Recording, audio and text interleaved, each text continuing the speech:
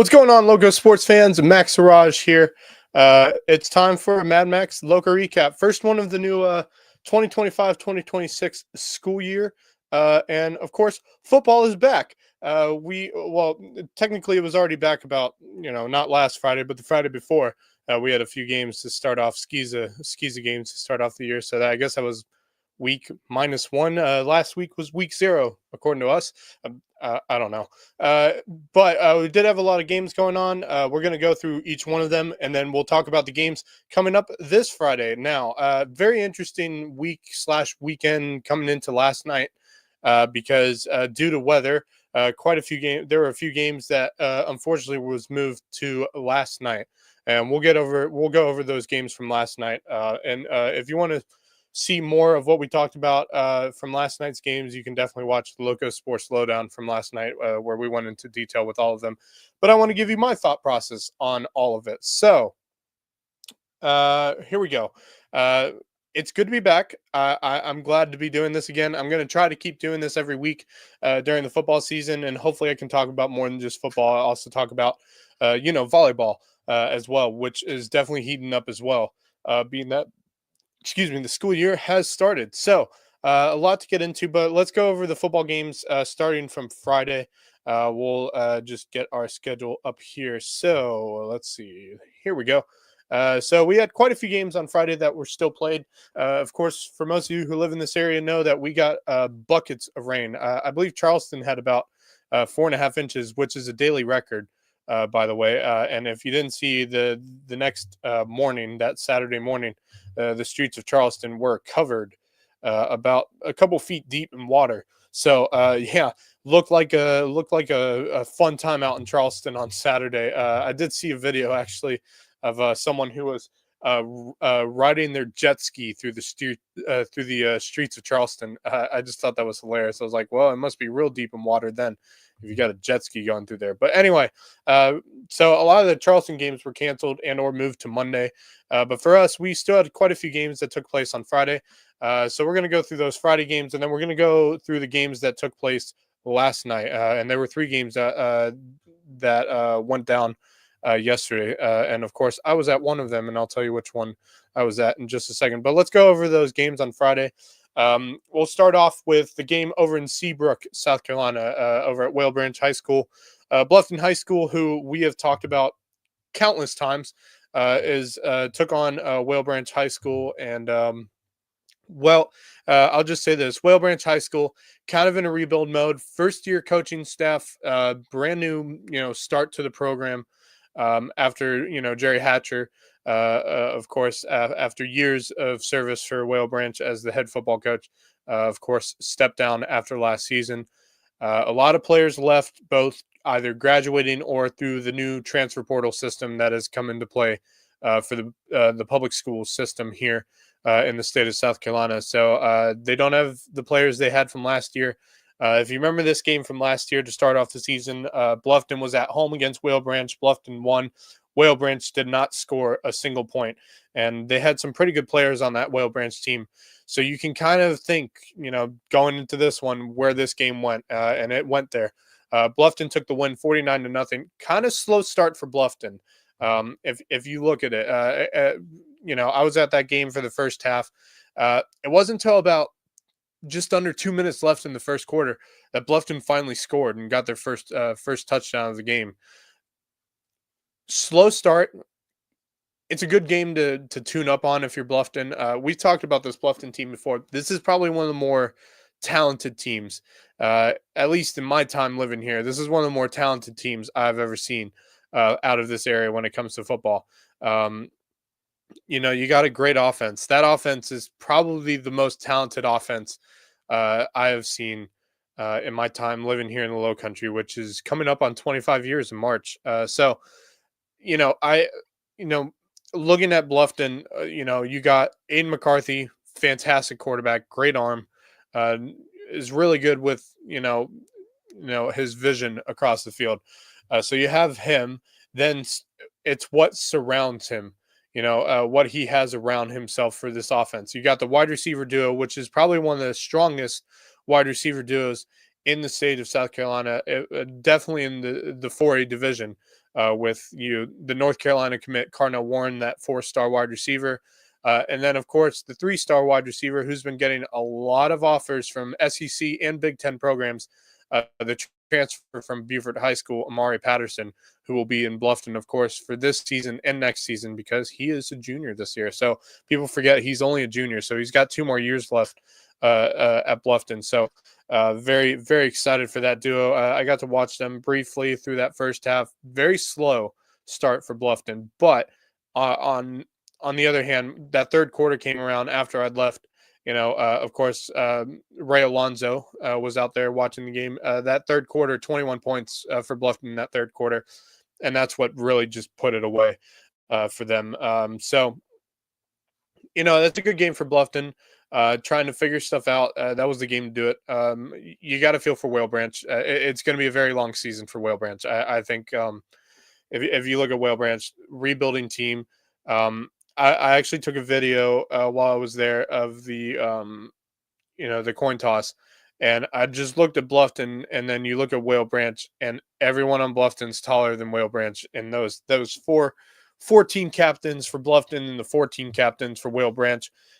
Definitely a size difference. Whale Branch didn't have a lot of big sized players. So they're really gonna struggle this year. So final score, Bluffton took the win 49-0 over Whale Branch. Second year in a row that Bluffton has held Whale Branch scoreless. It's unfortunate for Whale Branch. Hopefully they can have a much better game this coming Friday as they stay at home for a second straight week as they take on the Hurricanes from Hardyville High School. That should be a very good game, and we'll talk about that later on in the show. A tough break for Whale Branch. I think they're going to have a lot of those this year where they're going to really struggle to score the football, to score points, to just find ways to make that offense, reliable and effective. So, obviously that Bluffton team is just overpowering, compared to Whale Branch when those two face off. So, yeah, it is what it is. Good win for Bluffton, good tune-up game for them, but definitely, for Whale Branch, they got a lot to work on. A lot of mistakes for Whale Branch in that first half, and I'm sure they had quite a few mistakes in that second half. False starts. Was just looking confused on offense. Defense kind of held their own in that first and second quarter against Bluffton, but Bluffton just wore them down coming out of the half into the third quarter, and I think we just knew, that's kind of where that game was going to go. Next game on the list from Friday, Hilton Head at home. They took on Stall. You got to feel for Stall. I feel so bad for Stall. That is a 5A school, so a division above Hilton Head, but they just don't have any players. They just don't. It's so sad because they are in an area where Somerville is not far from them. You got Somerville. Northwood Academy is also a school in that area that can grab players from Stall. And so, Stall ends up with, the runts of football players in that area, in that North Charleston, Somerville area, because all the players go to other schools, whether it's Fort Dorchester, or whether it's, Somerville High School, whether it's Northwood Academy, if they go down the private school route. So, Northwood Academy over the last couple of years has been a very strong program in the Skeeza 4A division. So, you got to feel for Stall, and definitely in this game, I think we kind of knew where this one was going. They did score points, so I give them credit for that. We were actually we were joking about this on a LowcoSports Lowdown. We were like, do we take the over under on Stall scoring points? And I took the under, and they proved me wrong, so I give them credit for that. But they didn't score enough. Hilton Head would take that win 59-12. I'm telling you, this Hilton Head team, man. People are like, there are some people who just think, really. I feel like Hilton Head lost so many players from last year, but you got to remember, they played a lot of sophomores from last season. Those sophomores are now juniors. They're not a lot of seniors. So this junior class is really the driving factor for this Hilton Head team this year. much more experienced team than last year. And look how far Hilton Head got in the playoffs last year. Ended up losing to West Florence, which West Florence ended up in the 4A state championship game. So you know Hilton Head had the longest, they had the deepest playoff run out of any of the 4A division teams, out of the any of the region teams in our 4A region here in the Loco Sports area. They had the deepest run. And so a more experienced team, I got to think, you know, Hilton Head's not like far off from Bluffton.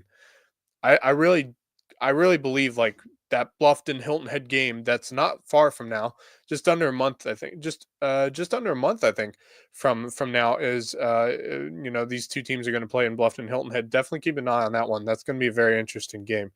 But that Hilton Head team is strong, very strong. Obviously, yes, it's stall, so it's kind of a tune-up game for them. But they kind of came out the gates and they went running. BJ Payne's got this team good, and the funniest thing is BJ Payne had mentioned that in terms of depth, in terms of the number of players he has, this is one of his biggest teams in terms of number of players uh, that he's ever had. So I'm very excited to see this Hilton Head team. I'm hoping to get out to a game this year and get to watch them play. Um, so a good win for Hilton Head. Their next game, I believe, is against. Let me find it here. They play on the road at James Island. That's a tough game.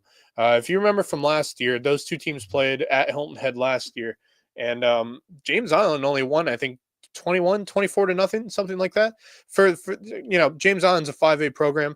They used to be in the same region as Hilton Head, Bluffton, May River at the time before the whole realignment had taken place for the South Carolina High School League, and of course James Island, of course, made the move up to that 5A division, and so you know James Island's still a very solid program. They played pretty well in the 5A division this past season, um, but Hilton Head only lost. I think it was 21 to nothing, 24 to nothing, something like that for that kind of game to take place last season. I think that one kind of opened our eyes, or at least it should have opened my eyes to say, well, if Hilton Head can only lose by, 24 points to James Island, which could have easily been a 45-point game in favor of James Island. If Hilton Head can hold on and only lose by 24 points, then I'm convinced, and I want to see how they do. And then they played Hampton County last year and beat Hampton County at home.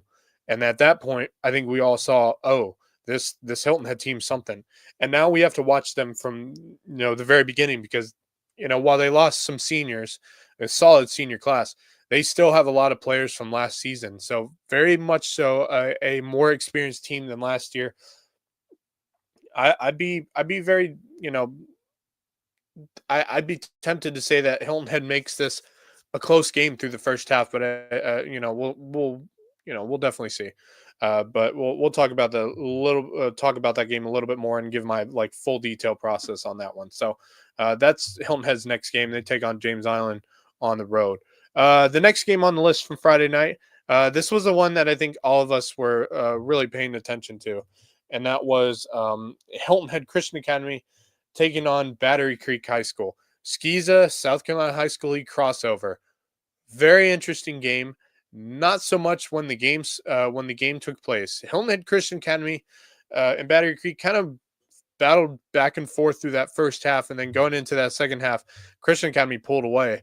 And for most of that second half, it was a 36-14 game in favor of Hilton Head Christian. Battery Creek scored within the last 2 minutes of the fourth quarter to make it a 36-20 game. My biggest concern for Hilton Head Christian going into that game was their size on the line in the trenches is not great, and it's never really been a factor for them. It's never been an issue that they don't have size, but now that they're sitting in 3A, you want to have a little bit of size on that offensive line, and they just don't have it. But I will say Friday night, when those two teams played, Battery Creek had the bigger size offensive line, but the problem was Battery Creek looks sluggish, or at least that's what Marcus Walsh said. Marcus Walsh from WHHI, of course, was out at that game watching it and paying attention because, of course, he'll be having one of his WHHI games, from watching both Battery Creek and Hilton Head Christian. Both of those teams will have at least a game live on WHHI this season. I believe Battery Creek and Beaufort will be taking on each other live on WHHI, and then Hilton Head Christian Academy later down the road will be taking on Beaufort Academy, which I'm very excited for that one. So anyway, those two teams played. If you remember last season, Hilton Head Christian on the road at Battery Creek, Hilton Head Christian won that game only by 10. And it really was like a kind of back and forth battle between the two, but Hilton Head Christian kind of pulled away a little bit in the second half. But it was really, I think it was only a 3-point game. I think it was only a 10-7 game going into halftime last year. And, it was kind of the case again this year, except the difference was Hilton Head Christian really pulled away this time. And I think that's one of the things it's why I got hope on this Christian Academy team to make a real push in the playoffs, is because I think they're very much so more experienced. They didn't lose a lot of players from last season. Reed McCollum, anytime you have Reed McCollum in at the quarterback position for Hilton Head Christian, they're going to get a chance. And the one thing I noticed is the week before, Hilton Head Christian took on the reigning Skeeza 4A runner-ups in Porter Gaud.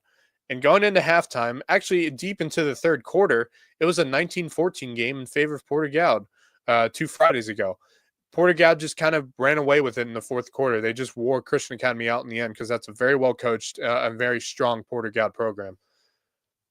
For Christian Academy to hold for 3 quarters, only down by a score to that Porter Gaud team, I just thought to myself, I like what I'm seeing.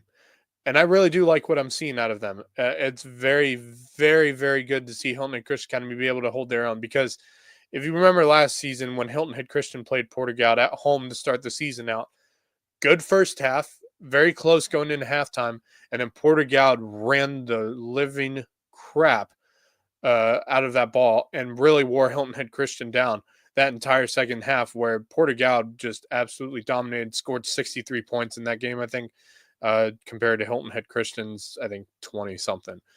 Closer game this time around, for Hilton Head Christian and Porter Gaud.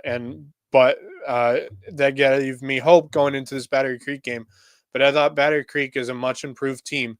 I know they lost some key players, but I thought they were going to make this a 3-point game. And I said that on a Lowco Pigskin preview last Thursday. And boy, was I wrong. Hilton Head Christian got the 36-20 win. They take on, I believe, Bethesda Academy on Friday. And we'll get into that one because that one's interesting. An interesting game for Hilton Head Christian on the road. And we'll get into that later on in the show. All right, next team on the list. Oh, yes, this was probably the game of the week. At least in my opinion, it was. This was the second game I went to on Friday. Over in Ridgeland.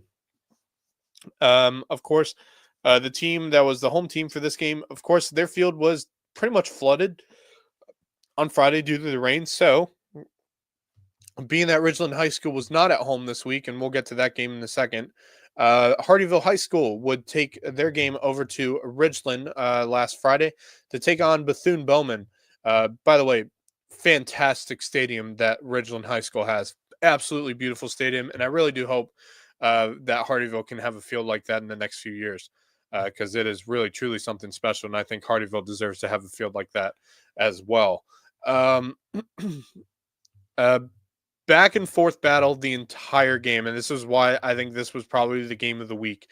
Hardyville, Bethune-Bowman went back and forth. When I got there in the second half, Bethune-Bowman had just scored a touchdown to make it a 21-20 game, and from there on out, back and forth. Then Hardyville scored 2 scores in a row to make it, I believe it was a 43 to 20. I think it was 24, 25 lead.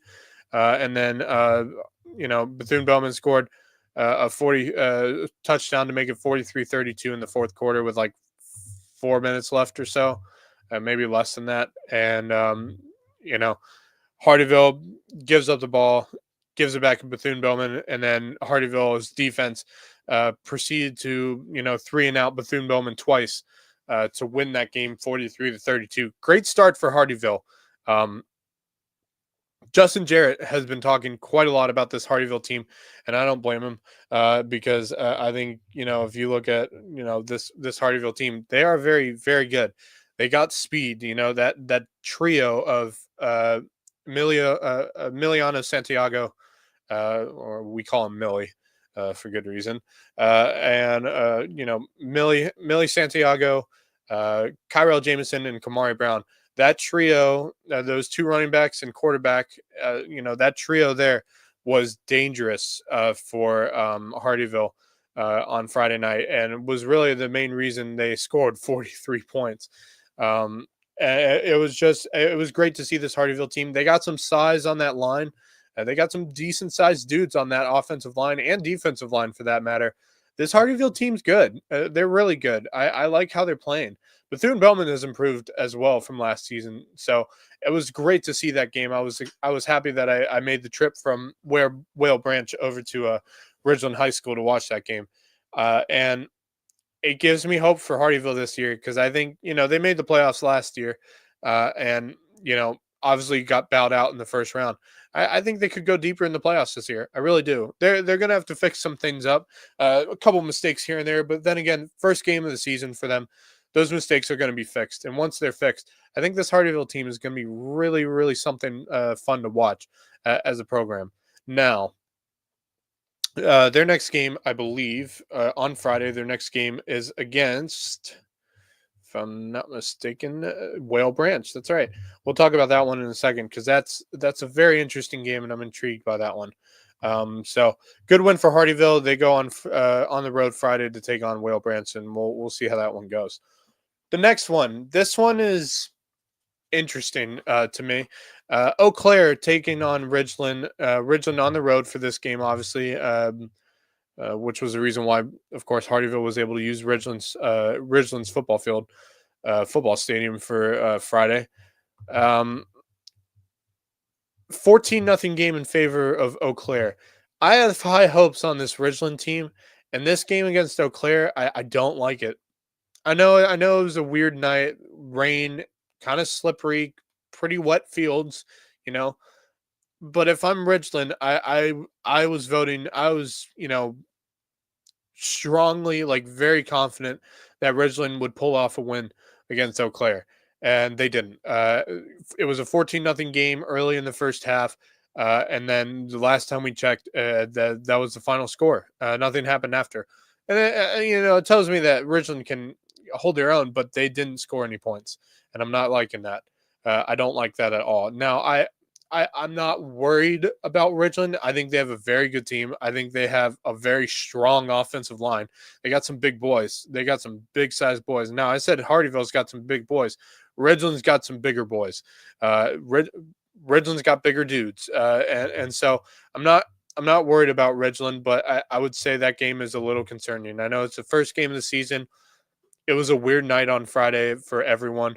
But if I'm Ridgeland, that game was a little concerning for me. But I'm not worried at the moment for Ridgeland High School.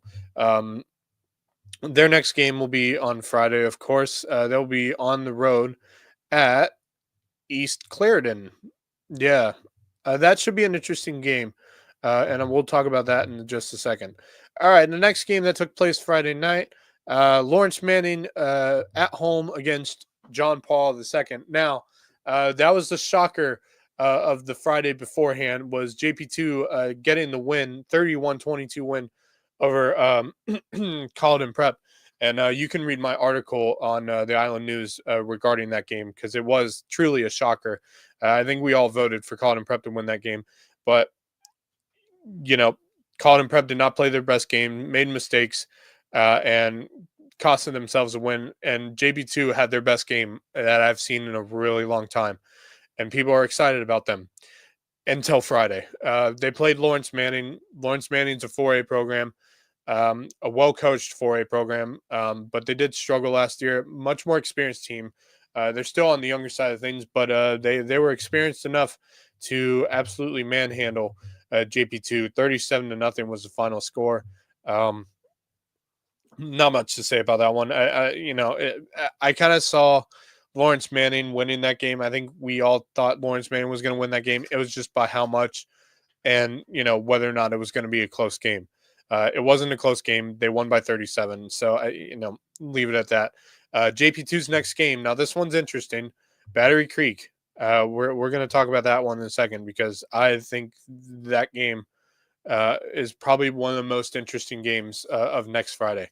So we'll definitely need to take a look at that.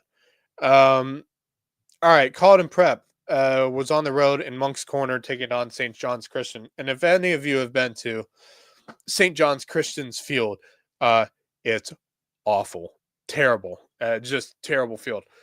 Just really, I mean, what it is a mud pit with some grass on top. That is what it is, especially when it's rained on that field. It's certainly rained on that field. I'm still waiting for pictures because if you don't know, obviously white jerseys are usually the away jerseys. Colleton Prep was wearing white jerseys, and when you play in a mud pit, I think you can, take a guess at what those jerseys looked like after their game against St. John's Christian on Friday, especially when they get the 66-24 win. I'll tell you right now, Colleton Prep got their frustrations out from the Friday before because that was a frustrating game for them 2 Fridays ago against JP2. You get your frustrations out, do it on St. John's because St. John's Christian's never been the best program. They've been kind of down over the years. So good, get your anger out kind of game for Colleton Prep. Now they focus on their next game where they will be taking on Thomas Hayward, which that could be a very interesting game. And I'll tell you why in just a few minutes. All right, next game on the list, Beaufort Academy against Carolina Academy. This was an interesting game. Beaufort Academy looked like they were pulling away in the second half. And then out of nowhere, we got a word that Carolina Academy got it within one score. It was like a 20, was it a 28-21 score or something like that? Or maybe it was the 35-28 score. And we all were like, uh-oh, well, where did this come from? Like we weren't expecting this from where Beaufort Academy was playing, how they were playing.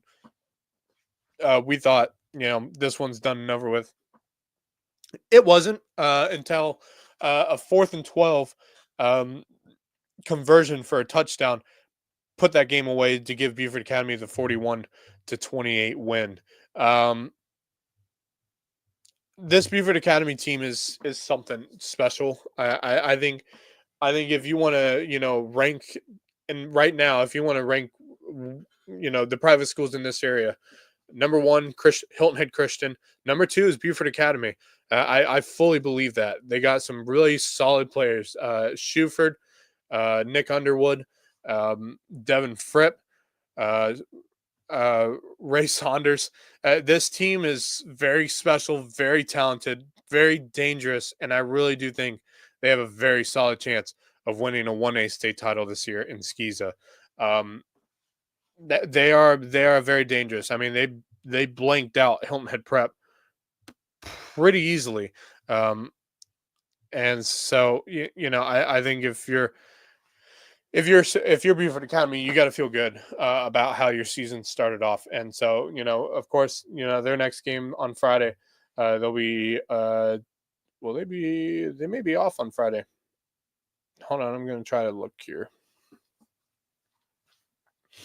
They might have, oh no, they don't. They're at home against St. John's Christian on Friday. That should be a winnable game. If Colleton Prep can score 66 points on St. John's Christian, wouldn't put it past Beaufort Academy to do the same thing. We'll talk about that in a second. All right, next team on that list. Here we go. The last game on Friday. Actually, this was the final game on Friday. Don't really need to talk about this one much. Jefferson Davis was at home taking on Cross Schools in 8-man football. Jefferson Davis, kind of an 8-man powerhouse program, takes down Cross 52-6. Don't need to talk about that one except for Cross is still trying to build this program, and I think it's going to take them quite a while to build the program. So we'll leave it at that. All right, Monday last night, 3 games were on hand. So the first one taking place on the Isle of Ladies, Ladies Island. Fort Dorchester taking on Beaufort High School. Close game for most of it, and then Fort Dorchester ever so slightly pulled away in the end. Fort Dorchester would take that win 17-6 over Beaufort High School. Much closer game than I thought it could be. I know that Fort Dorchester is a bit down from last season, but I would say this: Beaufort High School is, keep an eye on them.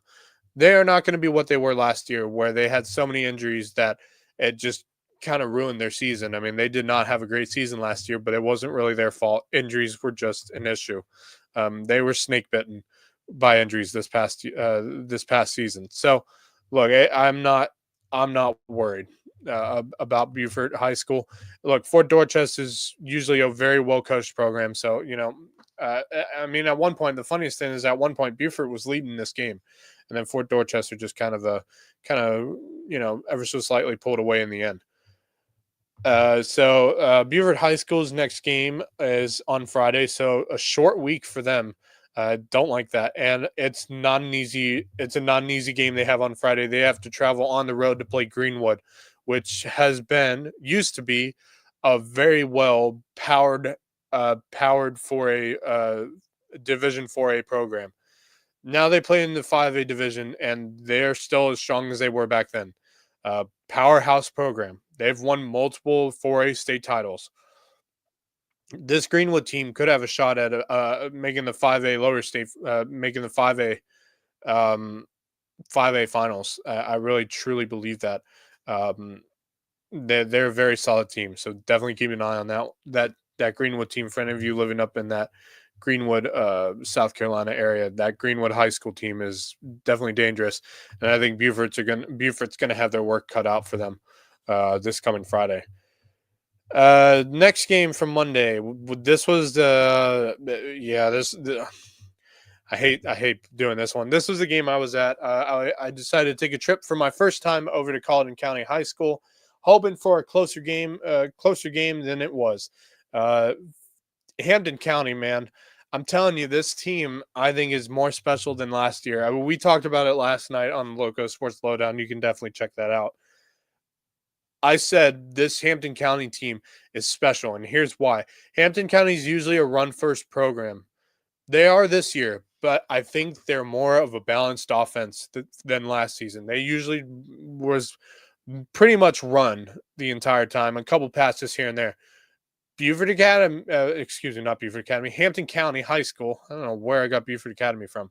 Hampton County High School is more balanced this year. They used that pass game quite often last night. They got a quarterback who's got an arm and can run the football. They got a great dual threat quarterback behind there for Hampton County. And, Colleton County, I think they're going to have a much tougher year than I realized. Just a young program. I was actually talking to Coach Myers, who was the former AD for Hampton County High School, moved over to Colleton County during the this past offseason. So this is his first year as the athletic director for Colleton County High School. Hampton County with like 4 minutes left in the first quarter, scored their first touchdown, and it was downhill from there for Colleton County High School. Everything that could go wrong for Colleton County went wrong for Colleton County. I thought this was going to be a closer game. I didn't realize that Colleton County is just a much younger team than I realized that they were. I hadn't really heard much about Colleton County until I saw them last night. Hampton County takes that win 59-13. Hampton County, their next game is, I believe, on the road at Allendale Fairfax. I think we can book that one as a win. We'll talk about that in a second. Then Colleton County will be on the road at Woodland. That could be a little more interesting of a game. I'll talk about that in a second. Then the final game, this was one that if you're a Patrick Henry student, you won't like this. Won't like me talking about this. Academic Magnet takes the 28-7 win over Patrick Henry. So Patrick Henry starts their season 0-1. I know Patrick Henry lost quite a few players, including some very, very key players for them from last season. And injuries caught them late in the year. Otherwise, I think they could have had a decent run through the play. They could have had been an issue within that 1A region that we have in the area. Um, yeah, there's not much else to say. I think Patrick Henry's a much younger looking team this year. They're gonna have a tougher time than they did last season. Their next game is on the road, or excuse me, no, they're at home next Friday against Clarendon Hall. We'll see how that game goes. I'm not sure what to think about that game, but we'll talk about that all those games in just a second. So those are all the games from this past Friday and Monday. Um, some very interesting things. We'll talk more about it tonight on the Loco Sports Lowdown. But let's go over the games coming up this Friday. Beaufort High School on the road at Greenwood. Greenwood has not played a game yet, I believe. So their first game will be at home against Beaufort. If I'm gonna look and see from last season. If I'm trying to remember, Greenwood came over to Beaufort High School, and it was was not a great one for Beaufort. They would take that win 37-18 over Beaufort from last season. Um, I would expect this one to be a bit more deadly uh, for Beaufort. This could be one where Beaufort does not want to risk playing their starters after the second half because if they get injuries again, this could be an issue. Um, Greenwood's a 5A program. They have won 4A state titles before. Very solid, well coached program that is a historic program over the years. So good luck to Beaufort on that one. I don't know if I like what I'm seeing in that game. We'll talk about who we think will win those games on Thursday. But all I can say is good luck to Beaufort as they have to travel up to Greenwood, South Carolina, to take on the Eagles of Greenwood High School. All right, next game. Andrew Jackson is coming to Bluffton. So the first game in the Den at Bluffton High School. Obviously, Bluffton coming off a 49-0 win over Whale Branch. Andrew Jackson has not played a game yet. Andrew Jackson's a Division 2A program. So it was an interesting game last year at the start between the two. I'm trying to remember what the score was. I'm going to look it up here real quick. Bluffton won that game 35-13. It was actually close at the half, and then Bluffton pulled away. Expect kind of the same thing here, although I think Bluffton might pull away a little bit sooner, a little bit quicker, I guess would be the word to use. So expect Bluffton to get their first home win of the year over Andrew Jackson. We'll go more detail with that on Thursday on the Pigskin preview. All right, next game is, I believe, Collin County at Woodland. Woodland, they have not played a game yet, so that could be a little bit of an advantage to Collin County, but I don't know. I think Woodland might win this game. Woodland's usually been a solid 2A program over the years, so I would expect Woodland to have the advantage at home against Colleton County. So we'll talk more in detail about that one on Thursday. Let's see here. Hilton Head High School is taking on James Island on the road. James Island has already played a game. They played this past Monday. So they played yesterday against Gray Collegiate Academy. Gray Collegiate, solid program. But James Island more solid, winning 24-8 over Gray Collegiate. I mean, if Hilton Head can do what they did last year and hold it to within 25 points, I would say this. It gives me an idea of what this Hilton Head team is going to look like this year. I think it could be. I think it could be an interesting game for the first half. We'll see what the second half brings, though. So definitely going to be talking about that game on Thursday night on the Pigskin preview. Let's see. West Ashley comes to May River High School. May River coming off a win on Thursday. I forgot to mention the Thursday scores. May River on Thursday took on Airport on the road. and got a convincing win. Um, excuse me, let me get it here. 37-8 was the final score for May River taking that first win. This May River team last year took down West Ashley at West Ashley, and I think that's when everybody said, "Oh, this May River team's different. They are good, really good." And I think that West Ashley game kind of proved to everyone, yeah, this May River team might do something this year. And they definitely did that during the season. It took a while for them to get their first loss on the year. Um, this game, I'm not sure what to think about it. I would think, I, I'm not sure what to think about West Ashley. I would love to take May River here, but this one I feel like is too close to call at the moment for me to say, hey, this should be, a win for May River, or this definitely will be a win for West Ashley. I wouldn't be able to tell you that right now. I'd have to look deeper into it. West Ashley has not played a game yet, so it's hard to tell. They were supposed to play a game on Friday against Lucy Beckham, which would have given me a good idea as to where May River's chances lie. But I haven't seen a score for that game, so either that game was canceled on Friday or was moved to another day. So we'll see where that one goes. Um, but I'd like to take May River here, but I think like this is kind of a coin flip game, especially with what happened last year between these two teams at West Ashley. Hampton County taking on Allendale Fairfax. Yeah, we don't need to talk about this game much.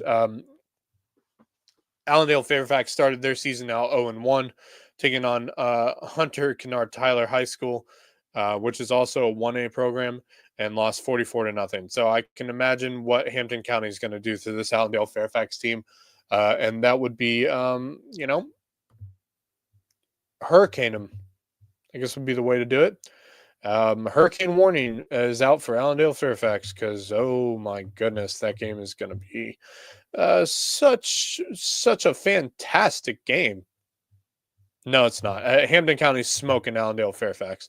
I can't lie about that. So yeah, we don't need to talk more about that one. Hardyville at Whale Branch. This one's interesting. I'm intrigued to see how Whale Branch does. Do they do what they did last year? If you remember last year, Whale Branch went on the road to play at Hardyville and got their anger out real quick against Hardyville and basically absolutely smoked them. Hardyville High School. Different looking Hardyville High School team this year. New coaching staff, much better, more experienced Hardyville High School team versus a Whale Branch team that is now in their first year of a rebuild. So this one's ooh. Sorry, I just hit my own microphone. This one's interesting. And I don't know where to go with this one. This is also a coin flip kind of game where it could go either way.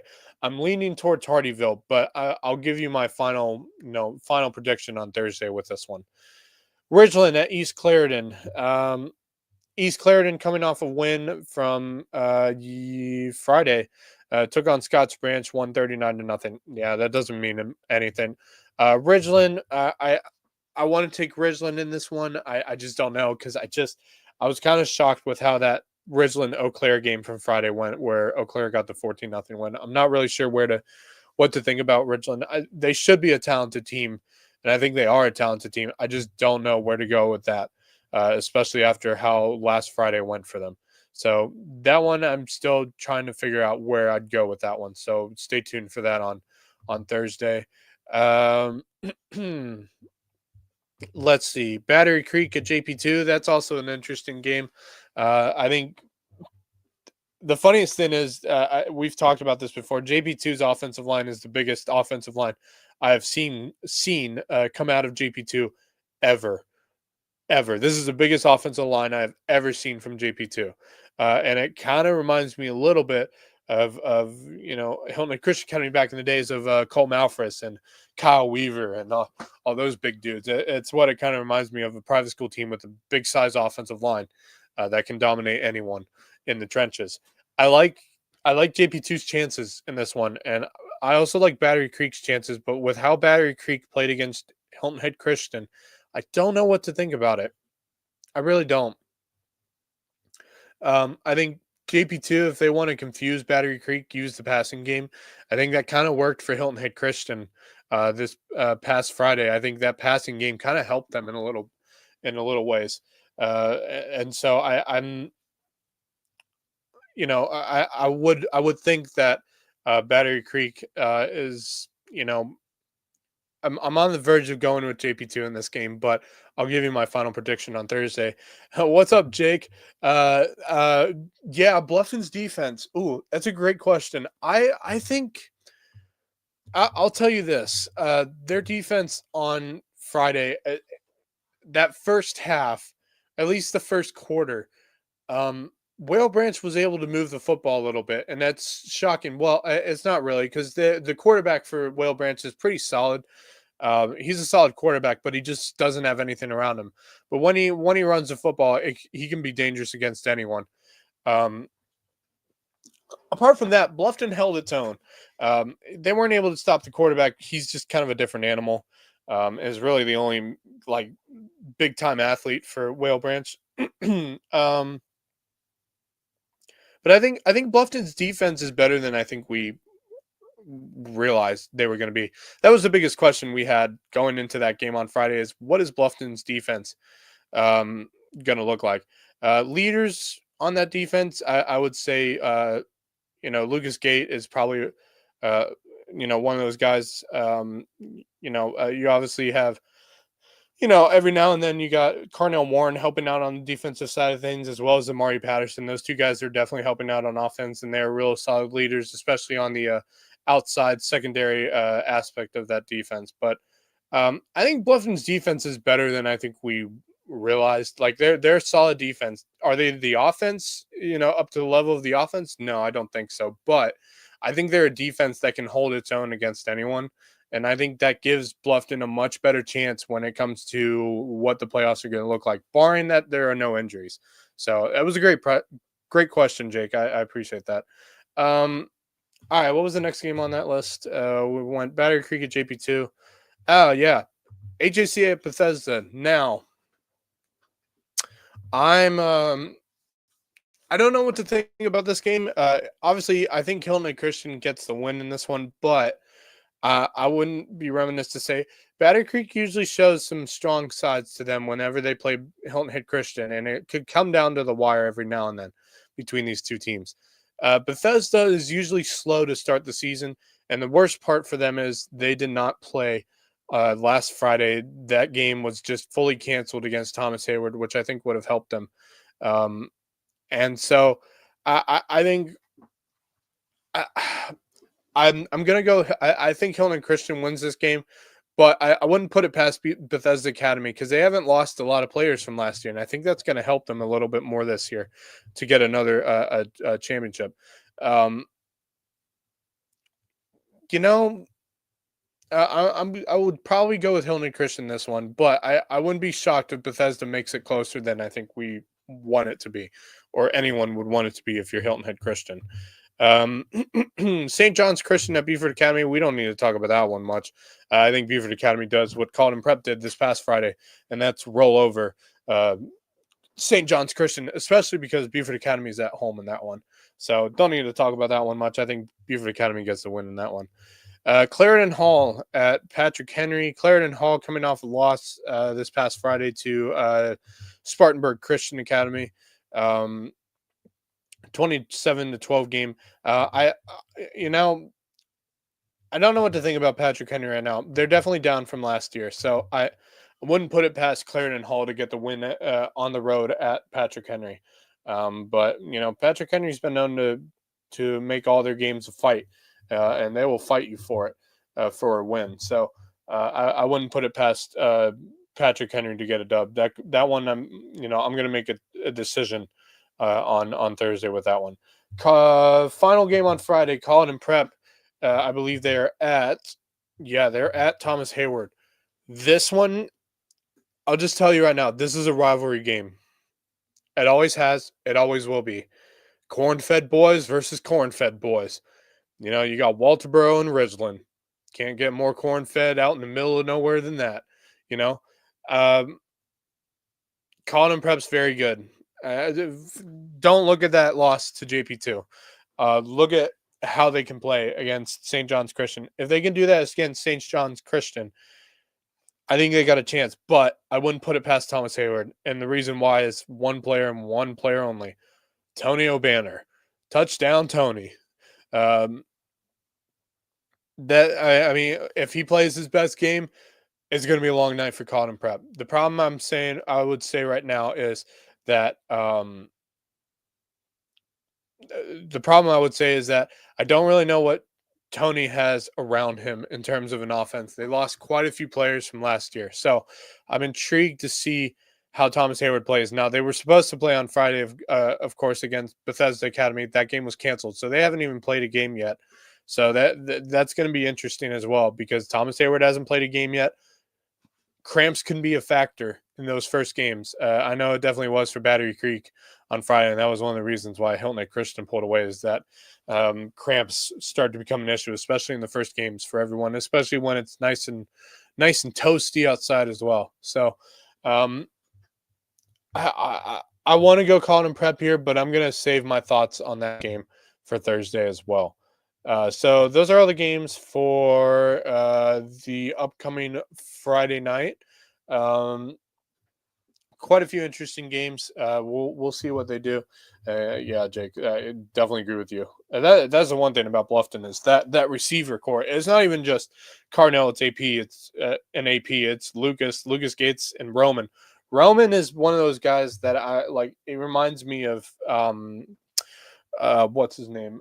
Tyler Wolf, I think, from last year, where he's like one of those slot receivers that creeps up on you and can get through a defense without anyone noticing. He's like one of those. He's like a ninja receiver. Think about it that way.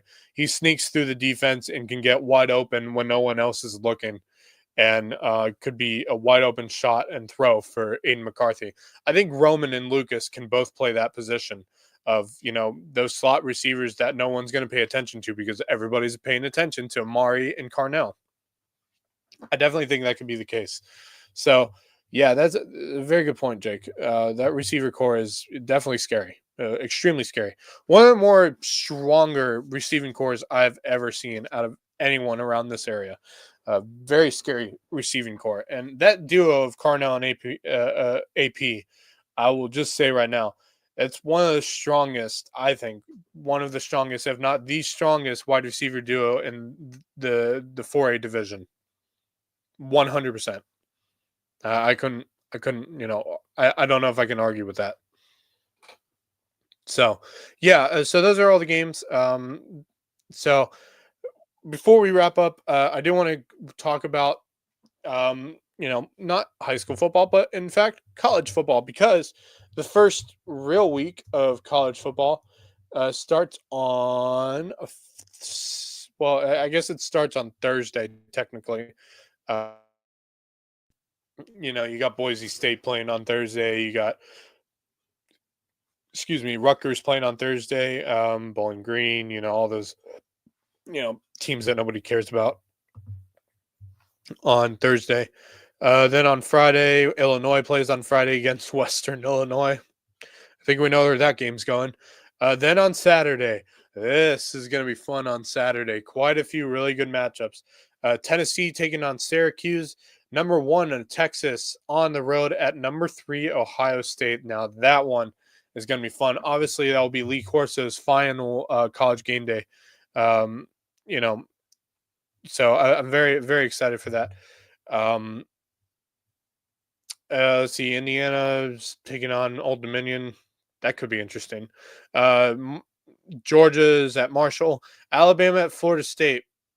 People think that game's intriguing. It's not. Florida State's going to get crushed. Penn State's going to crush Nevada. Let's see.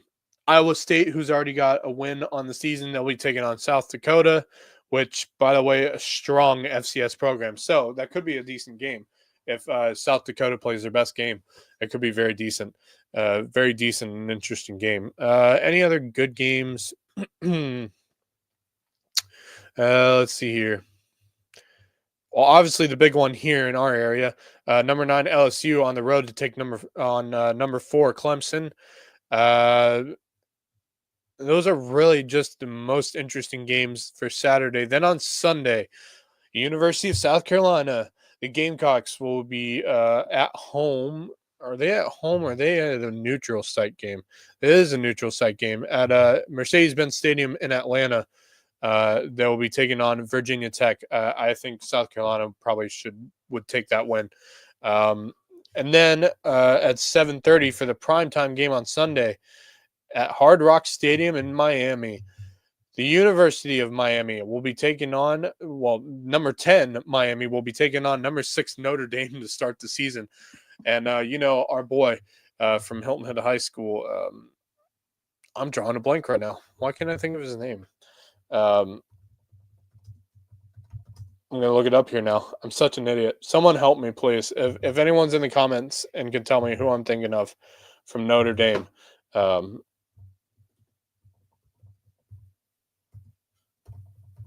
bet you I can find it right here.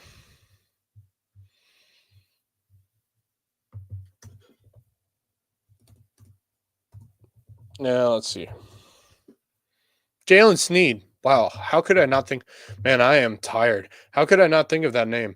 Jalen Sneed, probably a guy to keep an eye on. He might be one of the best linebackers in the country this coming season. He could definitely be up on that list of top linebackers.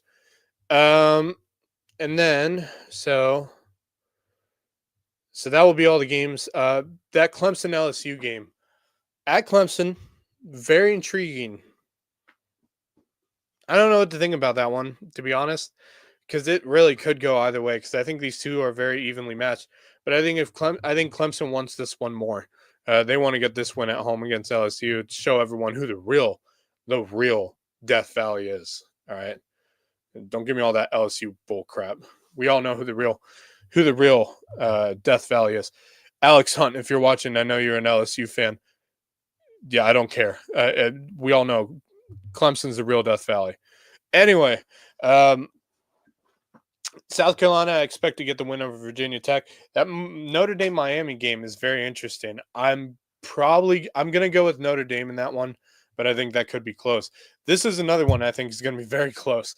Is Texas Ohio State. I think that one could come down to the wire. I think I see. I'm not fully sold on Arch Manning. I know he's going to be the starting quarterback this year. I don't know if I'm fully sold on him yet. So I think I might have to take Ohio State in this one, but it could definitely go either way. And then the final thing I wanted to talk about before we get off the air here is, I talked about this on Parting Thoughts last week on one of our shows, LowcoSports Lowdown shows from last week, and that was talking about Auburn. Now, Auburn's been dealing with a quarterback issue. Obviously, Jackson Arnold, who transferred to Auburn from Oklahoma, is no longer the starting quarterback for Auburn. They originally thought he was going to be through training and practices and preseason practice and spring practice. But no, Deuce Knight has taken that spot, so that's been handled. What hasn't been handled, though, is this crap about them claiming 7 national championships out of thin air. Now, I don't know about you, but this is the biggest load of crap I have ever seen. I cannot, I don't know what to think about it. And I don't care so much about the ones that are claiming from the 1910s, like, fine, whatever. The one that really just, is really hitting the boat, like rocking the boat here, is the 2004 national championship that they are, officially claiming. And it makes me wonder, and I still don't understand how you can claim it. If you remember from 2004, and this is the reason why they're claiming it. If you remember from 2004, the two teams that played in the BCS National Championship game in 2004 was USC and Oklahoma. USC beat Oklahoma to win the national championship. And then, if you remember, was taken away due to NCAA sanctions. Well, here's my question. If that's the case, why does Auburn have the right? Why do they have the right to claim that national championship? They weren't even in the game. They weren't even in the national championship game. I get it. They finished undefeated that year. I understand that. But they didn't make the national championship game. Oklahoma and USC did. Auburn finished in the AP coaches poll number 2 and number 3. So that means that USC and Oklahoma both had at least had one of those polls vote them in as number 1, which caused them to get the national championship game. So either USC or Oklahoma finished number 1 and number 2 in the poll, or number 1 and number 3 in the poll. Either way, both higher than Oklahoma's number 2 and number 3 in those polls. So why is Auburn claiming this national championship? If anyone's going to claim the national championship, it'd be the team that actually played in the national championship game. Oklahoma.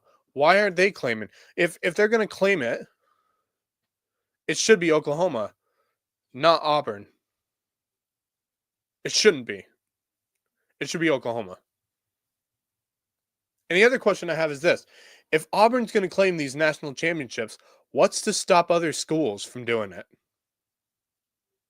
When other schools start doing it, and there will be, I know there will be, someone's going to be stupid enough to do it. This is really, this is what makes me so mad. This is the dumbest thing you can do, is in the year 2025, you claim national championships from well over 100 years ago, and one from 2004 that really shouldn't be claimed at all. But if it's going to be claimed, you give it to the team who lost in the national championship game, not the team who didn't even play in the national championship game. But what's to stop other schools from doing it? I saw someone posted on Clemson, on a Clemson Instagram page of some sort. I don't remember what it was called. But they were like, well, if Auburn's going to steal 7 national championships and, claim them for themselves, there's probably 3 national championships that Clemson could claim from the 1910s.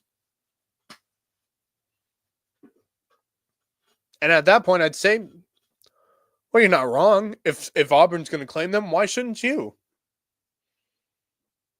Why shouldn't you? And then it gets to the point where everyone's trying to claim national championships. And then it's up to the NCAA to say, okay, stop it. Enough.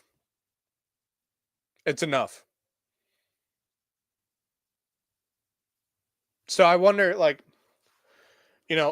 the NCAA gonna put their foot down on this? Or are they gonna allow Auburn to claim those national championships? It's just a thought. Just a thought I had coming home today to do this show, and I just said to myself, what's to stop other schools from doing what Auburn just did, claiming 7 new national championships? By the way, those 7 new national championships, out of the 7 of them, 3 of them are before 1920. 1 in 1958, 1 in 1983, 93, and 2004.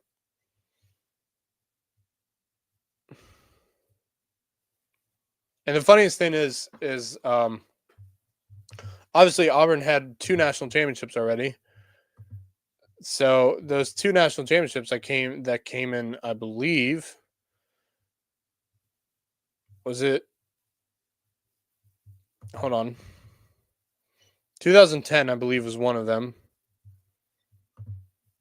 In 1957, that's right. So they had another one the next year in 1958. I was like, whatever.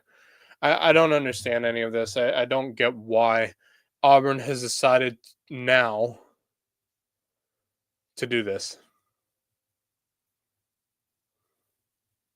Why now?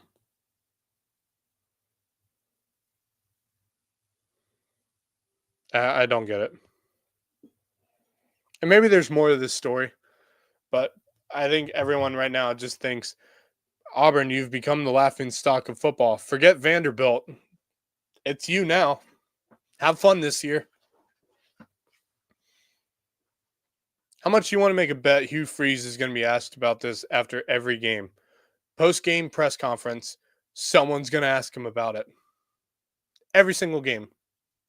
Until Auburn does something amazing. Or amazingly stupid. Just my thought.